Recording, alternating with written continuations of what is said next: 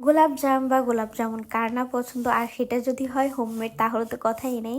আসসালামু আলাইকুম সবার, কি অবস্থা? আমি জিন্নাত আরা ফারিহা, আমার পেজ নাম হচ্ছে জিফাত। খুবই সহজ রেসিপিতে গোলাপ জামুনটা আপনারাও বাসায় চাইলে বানিয়ে ফেলতে পারেন। গোলাপ জামুন বানাতে যা যা ব্যবহার করা হয়েছে তা হচ্ছে 2 কাপের একটু বেশি আমি গুঁড়া দুধ নিয়েছিলাম, তারপর 1 কাপের একটু কম ময়দা নিয়েছিলাম, তারপর এগুলা ঘি দিয়ে আমি পুরা মাখিয়ে নিছি।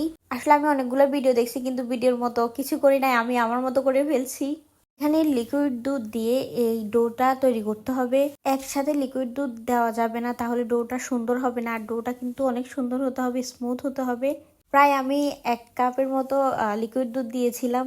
দেখতে মনে হচ্ছে যে অনেক নরম হয়ে গেছে, আসলে তা না। এই নরম ডোটাকে ঢাকনা দিয়ে প্রায় 10-15 মিনিটের মতো রেখে দিতে হবে।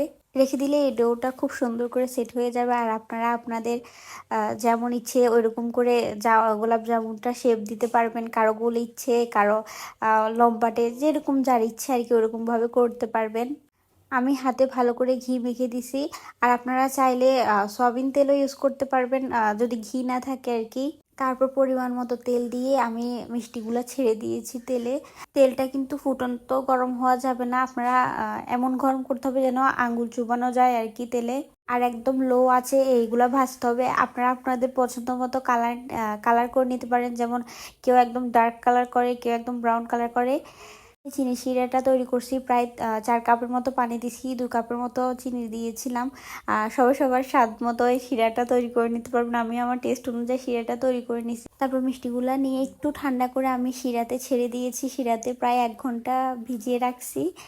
ভিজিয়ে রাখার পর আমি এগুলা যখন একটু ঠান্ডা হয়ে আসছে, আমি সারা রাতের জন্য নর্মাল ফ্রিজে রেখে দিছি। পুরা একদম রসে টইটম্বুর হয়ে গেছিলো গোলাপ জামুন গুলা।